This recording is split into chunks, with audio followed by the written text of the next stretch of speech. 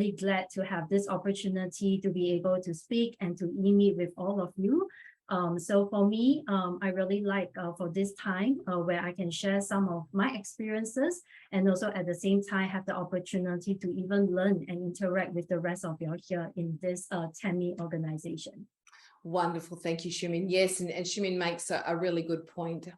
We are definitely going to have this as a discussion. So if you do have any questions at all, or you want to throw anything at Shumin, please just raise your hand and I'll find you in the mix, and we'll definitely give you the opportunity to have a bit of a chat.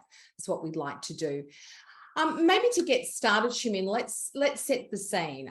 We know obviously that you're a senior manager at Micron Technology, but there might be a number of people here who don't really know very much about Micron Technology and your mobile workforce. So could you share a little bit about the organization?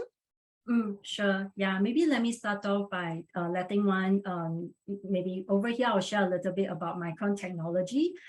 So we are actually a Fortune 500 company, and we are a leader in the innovative memory and storage solution. So usually you can't find our products, anywhere in the market unless you rip open your laptop or your mobile phone. So basically our products are embedded right in your mobile. And indeed, this has happened before. So, I thought I'd share a personal story. I had this very old computer and I was thinking, okay, what should I do with it? And I always hear stories from one of my leaders who was so passionate in STEM, right? Literally, her mom gave her a computer to kind of mess around with. So that's why I decided that I called my sons and we were like, okay, let's rip open that laptop. And truthfully and surprisingly, when we opened it up, I was like, oh goodness, I found a Micron memory in there. Yeah, so basically, for Micron, our chips, are the one that help to power some of the things that we are using today. So if you see the background, that's literally like, the wafer, right? The round wafer where all the chips are manufactured, and later on it will be sent to the assembly test to kind of package it and to be used in the products that you use on a daily basis. Yeah, so that's about Micron. And for me, I'm actually the senior manager having the global mobility globally. So that includes North America, EMEA, as well as Asia. So for us, we don't just look after the assignment population, but also at the same time, looking after all the one-way international and domestic move. So on a year-to-year basis, I would say right now, in this 3-quarter, because we measure ourselves based on fiscal year. So in the last 3 quarters, we have close to about 2,300 move that's happening globally, either internationally or domestically, and with 70%, domestic move. Wow, that's fantastic. And so your responsibilities at Micron, would you be able to sort of go through maybe a day in the life of Shumin? Wow, a day in Micron, I would say, or even in this talent mobility field, is so different. Or maybe I would kind of say that there has been really a lot of transformation that went by over the last 5 years. So, just to put things in perspective, I have been about 2 years, I've been about more than 15 years in Micron. And never a day it was a down moment for me. I started off as a communication specialist. And then later on, I moved on to the business partner role, moving into the global people services team, kind of managing the employee data, and then leading the talent, the travel and mobility from a service and an operation perspective. So truthfully, I would say I get into this talent mobility maybe about 5 years ago. So over the last 5 years, there has been actually a lot of transformation, that went by. So I must say that, when I first got in, indeed, we were more like a transactional sort of organization, right? When the business needed something, we executed. But in the last 5 years, Micron has expanded. We have expanded our footprint in a lot of the Asia region. And I would say that right now, for the talent mobility, we are actually integrated together with talent acquisition. So what it means is that, like I always tell my team, we are in this talent business. We need to move the right people to the right place at the right time. And what I've seen differently is that, if you ask me a day as a talent mobility person, we are literally pulled into conversation with the talent acquisition team or with the business partner whenever they have, like a new plan or they want to hire any of the critical people. They will actually pull us into the conversation, and and that's where my team today is the one providing the solution in terms of what program we can provide or what additional service that we can provide to help them attract the right talent. Isn't it fantastic to see such an evolution in the mobility industry, and to finally see that over the last couple of years that there has been such a link between talent mobility and talent management. I'm thrilled to hear that you've got that sort of important and special role at Micron. It's wonderful to hear. Now, I understand that you are a member of the Micron Women Leadership Network. Can you tell us a little bit about this incredible initiative? Yes, thanks, Deborah. Yeah, we did spoke about this a little during our most recent one-to-one. So I'm also the co-lead for the Micron Women's Leadership Network. So over here, we call it MWLN for short. So over in Micron, we actually have what we call as employee resource group. So MWLN is is basically one of this employee resource group that we have created. So I think what I'm very proud of is we actually set this up back in 2015. And back then, this was actually the first employee resource group chapter that is being set up outside of US, because for Micron, we are headquarters in US. So that's why it's amazing for us to bring it here, first outside of US and basically first in Asia. So when we first started this, we were very intentional. So it has to be a very purpose-driven employee resource group. So it's not any like a women club where we just come together to have fun. So we were very intentional. We really want to develop current and future leaders. So I would say during the pandemic, right, for the last 2 years, when a lot of us were working remotely, there were also conversation, right? Do we put a stop to all these events? Because all our events has been all physical and face-to-face. But just this Monday, when I was looking through preparing for this conversation, I know I counted the number of events that we curated. Literally, we curated 15 events in the last 2 years. Yeah, and we actually reached out to about more than 1,500 team members, just within Singapore itself. So why I'm so passionate about this, again, I've been always telling my team, it's good to join employee resource group like that, because it does help you to broaden your network. You get to know more people. And at the same time, I see that we can be sort of the mobility brand ambassador, right? Whenever we need new people, new leaders, we can also share with them what we are doing. And who knows, there could be amazing initiative, right, that we can partner with our employee resource group on. Yeah, absolutely. It's a fantastic initiative. You must be so proud of yourself. 15. That's incredible. Absolutely incredible. Yeah, and I thought, Deborah, I just want to share another story, right? Because MWLN is just one of the employee resource group that we have in Micron. And, maybe about 2 to 3 years back, we also set up another group that's called Mosaic. And their purpose is to look at increasing the cultural awareness. And I think that's where it sits very nicely with mobility. In fact, right now we are working with them to see how we can allow their members to leverage on some of the resources that we have, things like the living guide. So I think this is where I always like to find that intersectionality in terms of the things that I'm doing, as well as the things that I'm doing on my so-called my free time. Yeah, yes. Do you have any free time, really? Yes, I have. Yeah, I assume I have. A little bit of balance. That's great. Yes, a little bit of balance of both. Yeah. Now, we all know that childhood experiences are very important in Mm, forming our future selves. So I want to take you back a little bit, and I'd like you to have a bit of a reflection on what you were like growing up. Are there any aspects of your childhood that have influenced how your career has unfolded to date? yes, definitely. In fact, I was really thinking deep and hard about this question. For me, I come from a middle class family. So my family is not, so I have like, apart from myself, I have two other siblings.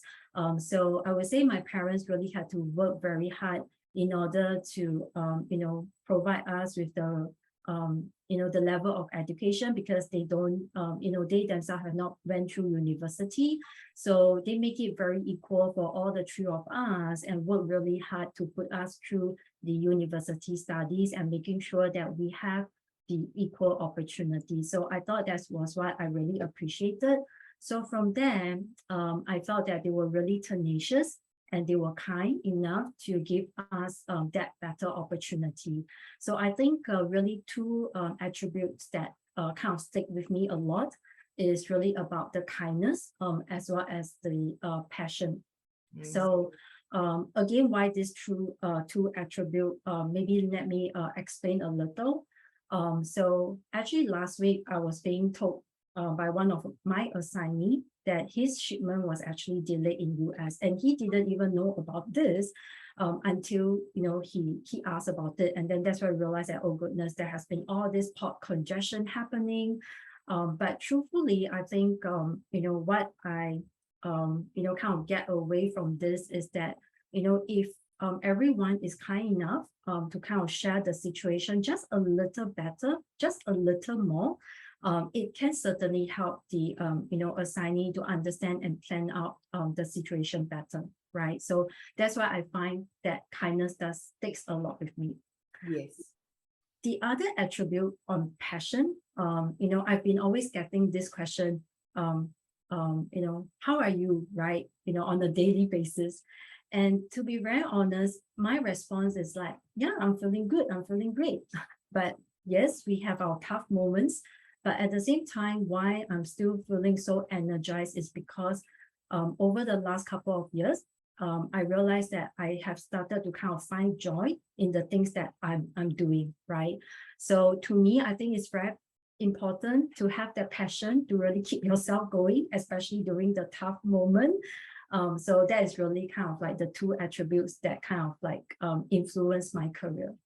That's absolutely wonderful. Thank you for sharing that. I think sometimes we are afraid to actually, acknowledge that kindness in particular, is an attribute that we should be very proud of, and something that we should strive for, along with, I think, generosity as well.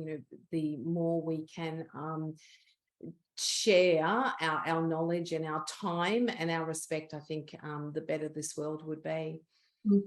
Yes, correct. And sometimes even if it's bad news, right? To me, I think we just have to kind of share the bad news. And personally, for me, I think that no matter how tough is it, I'm always just basing on the attribute that I'm being kind enough to let you know this, but at the same time, whatever the receiver want to take it in the negative or positive way, that is really up to them. But at least I know that I've actually done my part.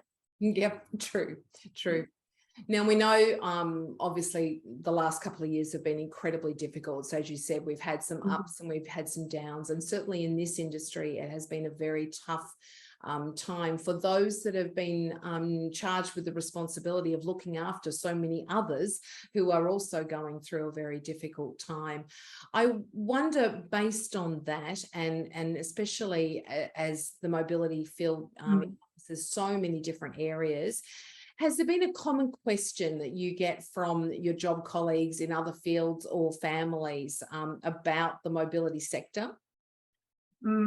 Yes, indeed, I would say, maybe like many of the team here, some of the common question I would say for my family, they will always ask, Mommy, what do you do, right? So that's why I always find myself, okay, how do I explain my role in the most simplest form, to say like a toddler. I think a lot of them, or even like our colleagues, just known us as someone who supports relocation. But in fact, I think there are certainly more than it, right? It's not just moving people from point A to point B anymore, but really when they move, what kind of experience do we want to provide them? And also at the same time, I think like I spoke before, we have moved from being a transactional to more like a strategic organization. So I would say that right now, the common questions that I receive is no longer, how do I move this person to this, or what kind of services do you offer them? But literally, I have in need of hiring this talent. So what can we do? What can mobility offer? So how can we really enable that talent movement? Yeah, so I do see that the common question has really kind of evolved and changed over time. Yeah, true. Now tell me, Shumin, what do you think has been the biggest obstacle that you have had to face to reach this point in your career? And I'm curious to know how you actually have overcome that. So, like I share my personal experience, I'm in this talent mobility field for really just 5 years, right? So I would say one of the biggest obstacle that I find is how do I really learn mobility in the shortest possible time, and to be able to contribute, and also at the same time to guide and share knowledge with my team member, because again, I have team members who have been in this industry for long as well. So I think, 3 things that I would say. So first, I realized that I'm actually at an area where I need to expand my network. So one good thing about the pandemic, I would say that it probably supported me as I was starting to work on this thought leadership, because a lot of the conferences, webinars like this have actually gone virtual. So I don't really have to fly myself, to US or to Australia to be a part of it. So I would say that the pandemic has really helped me a lot in, allowing me to be out there, to be in the network itself. So I think the second thing which has really helped me to kind of overcome this obstacle is that I realized it's so important to have a mentor or have a sponsor who wants to sponsor you. And how that actually came about, I would say that, I became very vulnerable, to my leader, to let him know that, okay, this is really where I think is an opportunity for me. I did ask for his support, and at the same time, asking him who can I actually connect with. So I think, I always find that I'm very blessed to be even able to meet very kind people in the industry who does want to sponsor me in my journey. So I would say that that sort of actually helps a lot. So maybe some of you might know him, Avram Gobert. He's actually my mentor. But when I first started this, I didn't even ask him like, Avram, can you be my mentor? So it was very much just me telling him about what I want to achieve, and and he was very kind enough. He didn't even say, no, Shumin, you have to make me your mentor before I do that for you. And he supported me looking at opportunities where I can be in certain conferences, introducing me to people in the industry itself. It was only later, after 2 years, that I officially asked him, Avram, would you like to be my mentor? So the reason why I want to share this story is really to let everyone here know that, in fact, I would say even the experts in the industry here, they are very kind and very nice people. They do want to grow the next level of talent. So if you are open to ask for help, raise up your hands. I'm sure there are people who will come forward and to support you. Yeah, Totally agree with that. Totally. I think I know, for my own career development, I have had a number of mentors, and I know Avron very well, and you couldn't be in better hands. He's an amazing man, and very generous. So if we do look at talent mobility, let's just take a bit and we'll have a think about the talent mobility industry as it is today. What do you think the biggest misconception people have about the talent mobility industry at the moment is? Yeah, biggest misconception. Yeah, maybe before I start, I'm thinking that since we wanted to make this an interactive session, although Deborah, I know that we didn't really kind of plan for this. That's fine. Yeah, but I thought that maybe we'll just want to kind of hear from everyone as well. Like if y'all can just put in the chat from your perspective, yeah, what is that biggest misconception that people have, right, about talent mobility? Yeah, I'm very that's interested okay. what everybody has to say. So let's fill the chat up with the biggest misconception out there when it comes to talent mobility. Everyone find your keyboards and let's have a look at what you think the biggest misconception might be. Personally, I would say it's transactional. You know, I think touched on it that for me, it's definitely a transactional feel. Bridget, it's a nice to, I'm thinking it's a nice to have, not a necessity. Yeah, very, very true. Very true. I've heard plenty of people in the corporate world and even in the supplier industry, you know, have to listen to those sorts of statements. Anna, it's easy. Oh my. Yeah, absolutely. Yeah, I love that one. We wish it was easy, don't we? I think it's the most complex role I think I've ever come across. Let's have a look. Lots of people don't know anything, so they don't have any misconceptions. Since they don't have any idea. Good point, Anna. It's that elevator pitch. What is it that we do? And it's a very difficult question because it's so multi-pronged, isn't it? Yeah. Yeah, some great comments there. Yes, very nice. And really, Deborah, the reason why I want to ask this question is because no matter which region we are based in, these are typically the biggest misconception ever, right? It is, it is like a nice to have, it is easy. And we are just focusing on getting people from point A to point B. But again, I think all of us who are in this industry, we know that it is not easy, right? Because especially when you need to deal with the cross-border, there's always the part on the compliance, the tax, or even like the immigration, where we need to actually pull in the right partners that we will have to work together. So collaboration is so much like a key that every talent mobility need to have, because it's not that we kind of know everything, but we have to pull in the right people. And indeed, a lot of people just see that we are like just a relocation tool, right? Transactional, again, bringing people from A to Z or A to B. And at the same time, I thought another interesting fun fact that came up during the pandemic is anything that deals with cross-border, like even cross-border remote work. Somehow people have the perspective that it belongs to mobility.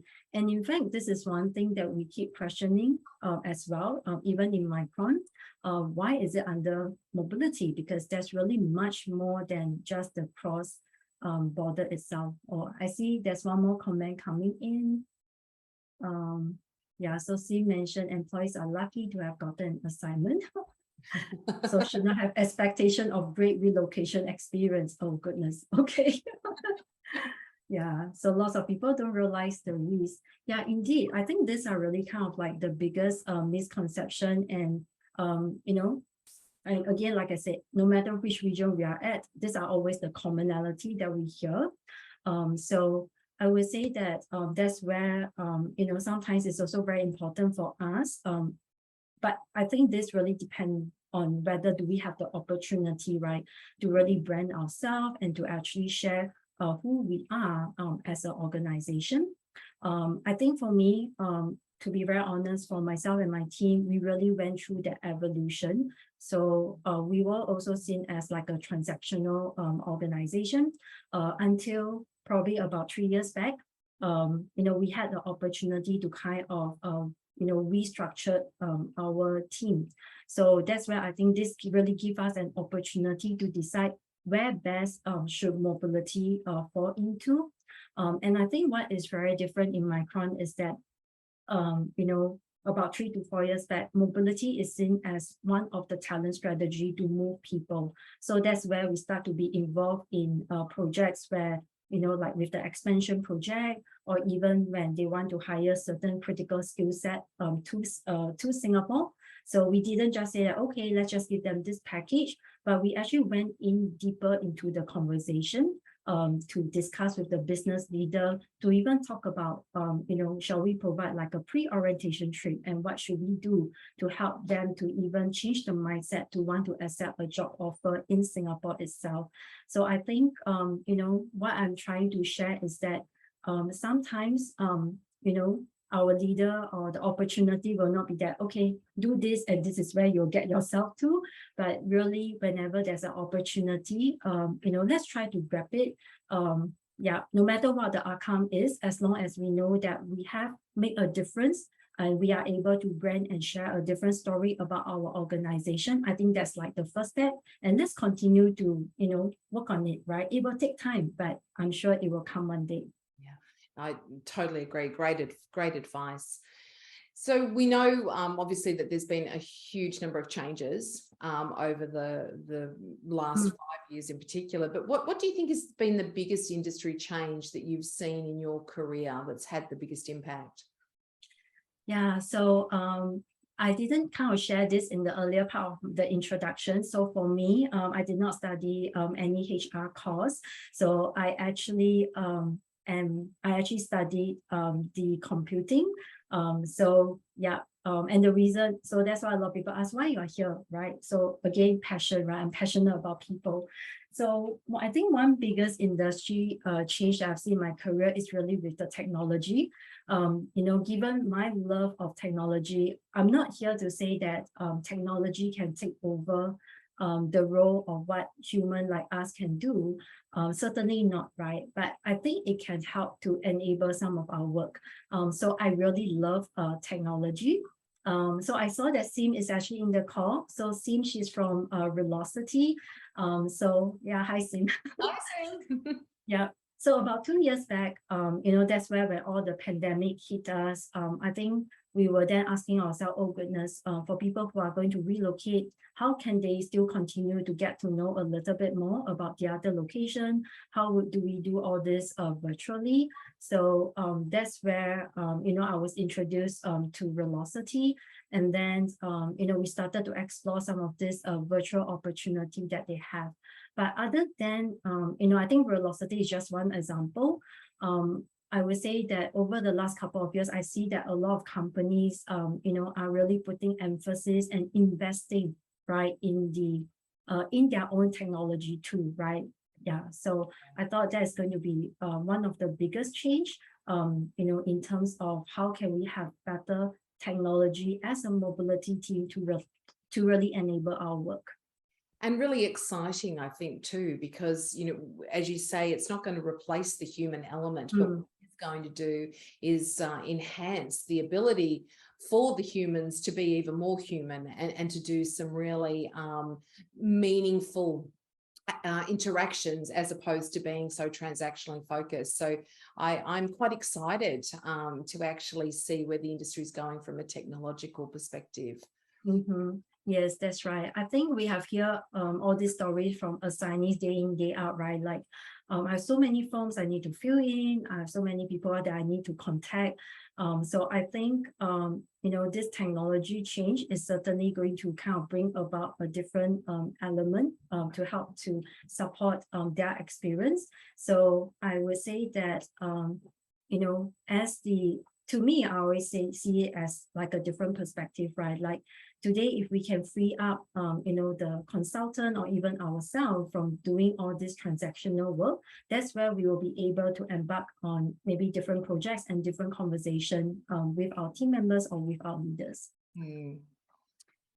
So Shumin, in your view, what is one simple thing people can do in the workplace right now to increase the success of their talent mobility program, or to be able to build their workforce capacity? Personally, if you ask me, I felt that maybe it's important to kind of find who are your sponsor. So the reason why I say that is because just recently I was in this conversation with a business leader. And that actually triggers me, right? Like, I would have thought that, oh, this business leader would have known a lot about our program, given that he has been on assignment himself, and his organization has also utilized quite a number of our relocation program. So I think that was kind of like the assumption that I take away. But during the conversation with him, oh goodness, I realized that firstly, I asked myself, when did I engage him, right, over the last 1 year? So about mobility program, literally, nope. And then when we were in the conversation, he started to ask me questions about the program. So that's why this really gave me a aha moment that, oh, if today if I want my stakeholders to know about what we are doing, and where can we value add in the organization, then have I actually done anything over the last 1 year to engage him? So that's where after that session, right now what I'm doing is I'm doing like a mind map to look at who is that top tier, like the tier, okay, it's in my own language, right? Like the first tier that I really need to engage like right now at this moment. Then I have like a middle tier and I have the last tier. Not that they are not important, they are important as well, but I only have 8 hours a day and I can't probably go around meeting with everyone. So that's why I need to be also very mindful about my time. So I think, I felt that that may be something that we can ask ourselves and to start to engage, with the business leaders. Being very deliberate. It sounds like it's a very deliberate strategy rather than just being reactive and doing what you need to do. You're really setting out a plan there to be very deliberate with who you're communicating with and engaging with. Yes, Deborah, that's right. Because again, we can always wait until, the next project that comes up, right? But at the same time, like you say, if we have the time today, yeah, so why don't let's be a little proactive and do that. So that during the crunch time, we have a little bit of breather, and who knows, we may already have the leader on our side. And even, during the crunch time, or if there's any exceptions that we need to bring up, we know that we have his or her backing. Now, obviously, we're talking about women in leadership. So I'm going to take you back and explore a little bit of the leadership concept here. If you were to think about your first job that you ever had, what do you think that first job taught you that you still find useful today when it comes to leading? Okay, so for me, even though I'm from I study IT in my university days, right? But I would say that back then I was actually in this computing club. So we actually invite the students to to computing, and actually sort of like wanted to recruit them to join the computing faculty. So that's where it triggers my passion to want to work with people. And thus I decided that, okay, when I graduate, I want to look a little broader, not just in the IT industry, but really to work on a role that actually, deals with people. So that is how I landed myself to be in the communication team under one of the joint venture company that Micron have. So I would say that something that my first job taught me is probably a lot about the change management, communication, training. So I would say that today, in different things that we do, let's say today, we are going to implement like a new technology system, or we are going to kind of change a supplier, things like that. Typically one of the first question I ask is, what is the change management plan? Yeah, because especially when it comes to some of this, this technology implementation, is really not just impacting us as a mobility team. There might be other stakeholders, right? That we need to think of, people that we work with talent acquisition, with business partner, and with team members. So I always like to look at, how do we kind of strategize all this communication. So I think that is something that I continue to carry along with me. Would you say, Shumin, that leading comes naturally to you, or have you had to work hard on that skill? Yeah, so Okay, I have a lot of stories to share. So another story here. I would say that as I was growing up, I think I'm rather competitive, but I don't really kind of show it. So people who knows me, they will know me as someone who is very demure, who is very introvert, etc. Yeah, but I have this very competitive nature inside me, unfortunately.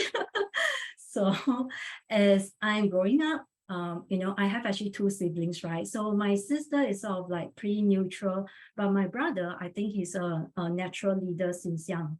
So every time, I'm always so jealous because he will be selected for like leadership role, being the school counselor or being leader of his sports. But on the other hand, because I'm seen more like as an introvert back in my childhood days, so I don't get all this opportunity. So I think as I started to grow up, and then that's where I started to have this self-doubt as well, that can I really do it? Can I really be a leader? So I think sometimes because of this self-doubt, I basically had to work doubly hard, right? To actually even prove myself wrong.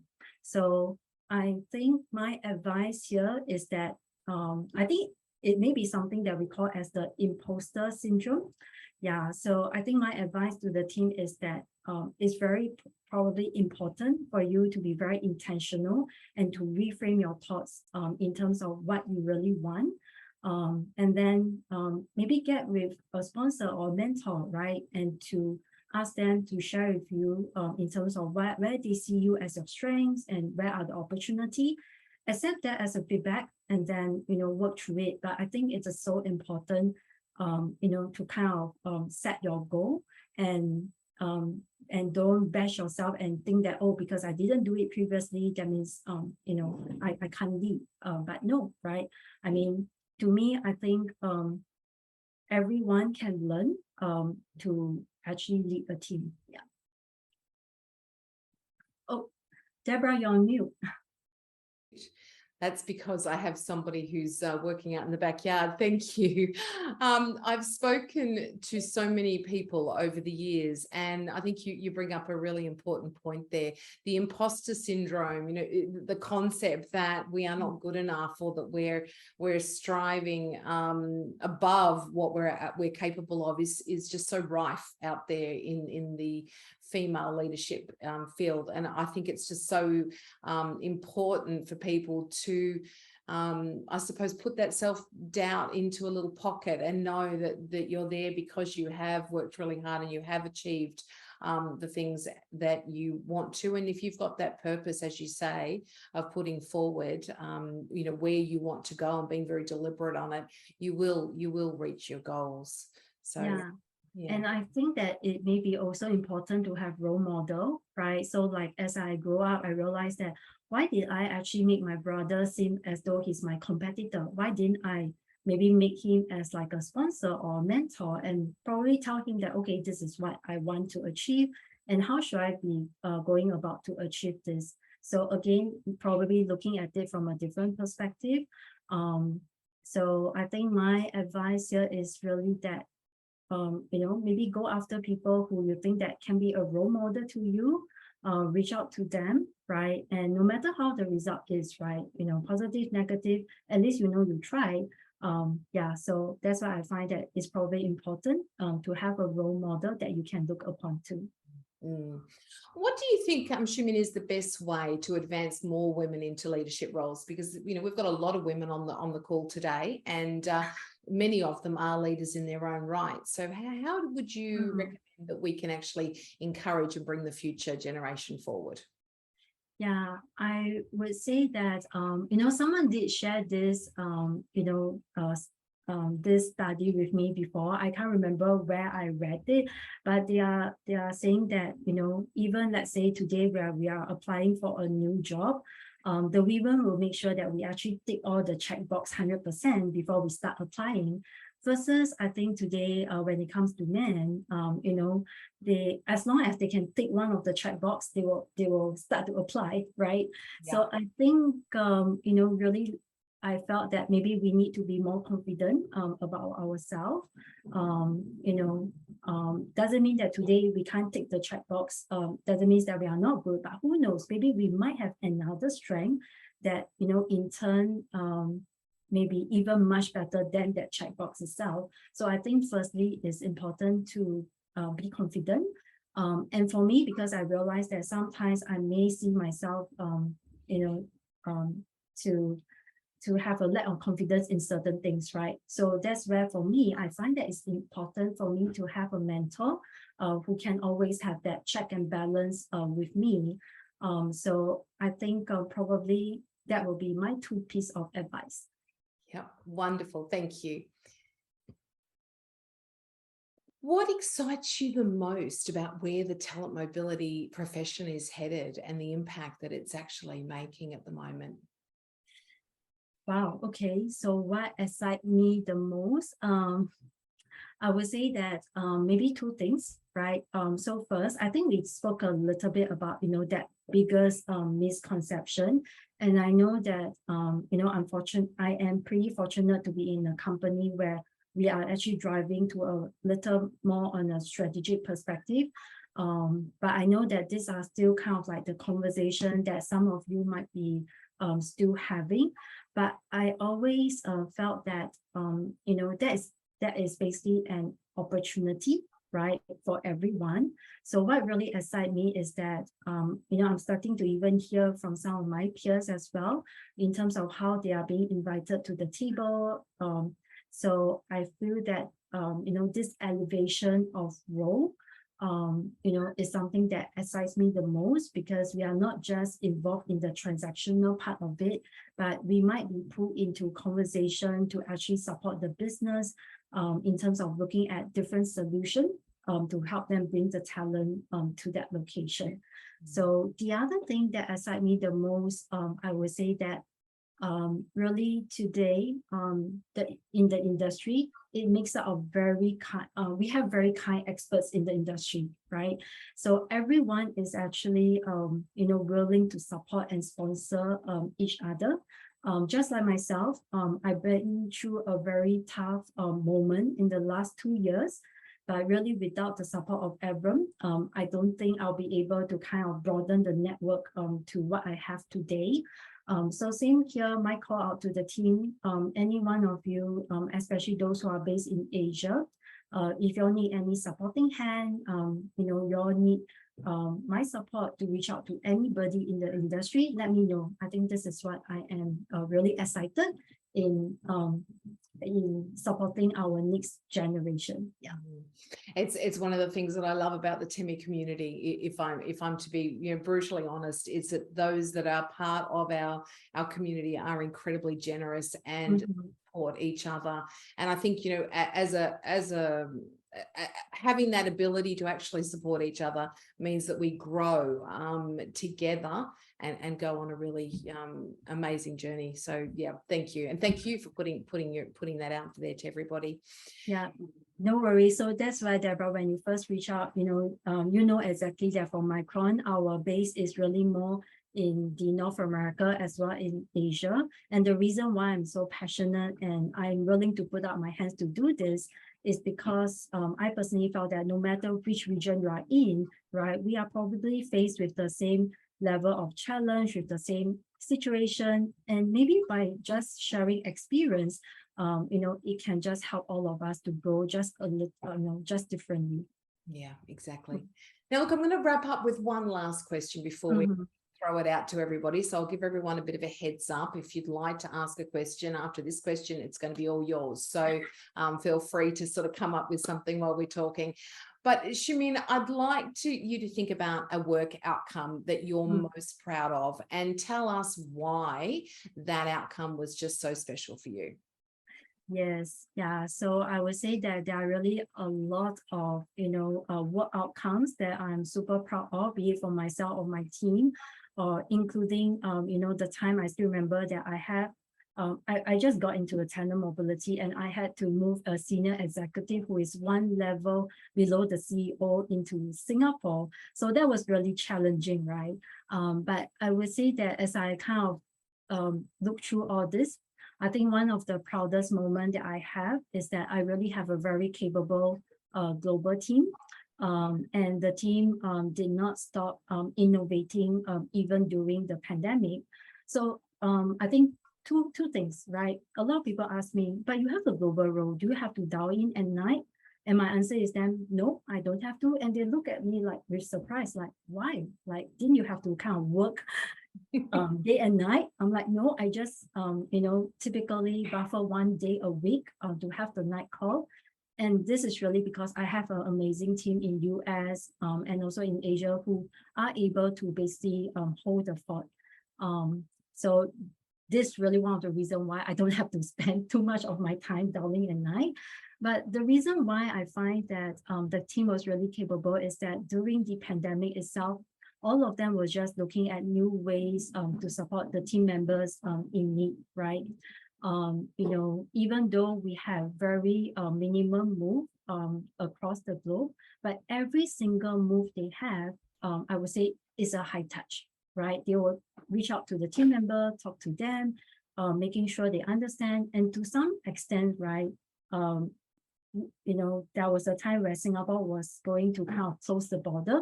Just overnight, they quickly dialed with the assignee, briefing her and her family to kind of go through all the details and making sure that the team member and their family are comfortable right before they actually move. Yeah, so that's why I find that really the proudest moment is that I do have this capable team who supports me, throughout the globe. And I think what was amazing is that, this team that I have, we literally share a dream, right? Just about less than a year ago when we got together, we actually told ourselves that, okay, we are going to go after some of the most prestigious HR or mobility award. And at that point, I think no one really know like who is this micro mobility team all about, but there was still this passion and dream that we have.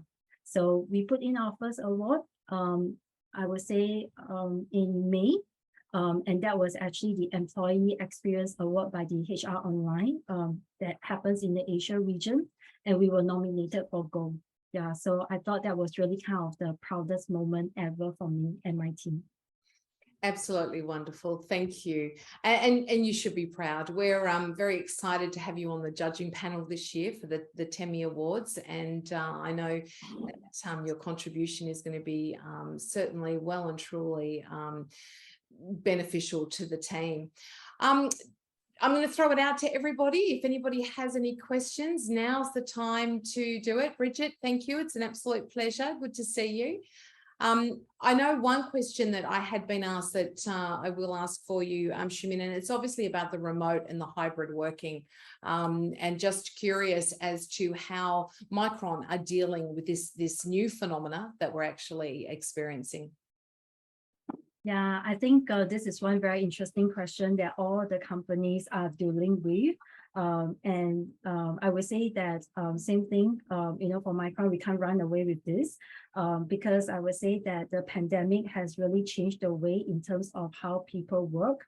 And right now, as we are hiring the different talent, this may actually start to become like an expectation, right? Like they might ask, what kind of work arrangement do you have? So for Micron, we do have a hybrid work arrangement, and there are different options made available for the team members who are hired within that jurisdiction, right?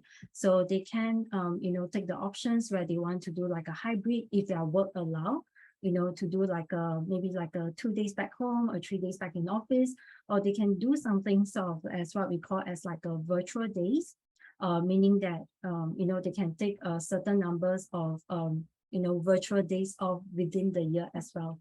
So this will be very much allow the team member to have that flexibility and the discussion with their leader. So there's probably more of people who wants to work remotely in the jurisdiction that they are hired. At the same time, we know that for some reason, team members may have to work remotely outside of the borders, maybe because of family reason or some personal medical reason, etc. So we do have a pretty structured set of policy that's in place to support it, and that is where in my earlier conversation I mentioned that it's so important to have collaboration with your corporate tax team, your immigration team, your legal team, because when things like that comes in, it's not just about having a program or policy that can support the team member, but we literally also want to make sure that we are able to balance the part of the company to look at when people work remotely across the border, what kind of corporate tax implication or immigration compliance we need to take note of. Wonderful. Shumin, thank you so much for joining us for this Women in Leadership series. I sincerely appreciate it. And I know on behalf of everybody on this call, it's been absolutely wonderful hearing from you. I hope everyone's been able to take away some pearls of wisdom, and hopefully they'll be able to apply that in their own day-to-day activities. We are now at 1:57, so I'm going to let everyone go. But again, Shumin, thank you so much for joining us. I really do appreciate it. Everyone, please join me in thanking Shumin. Yeah, thanks everyone. Nice to meet every one of you here.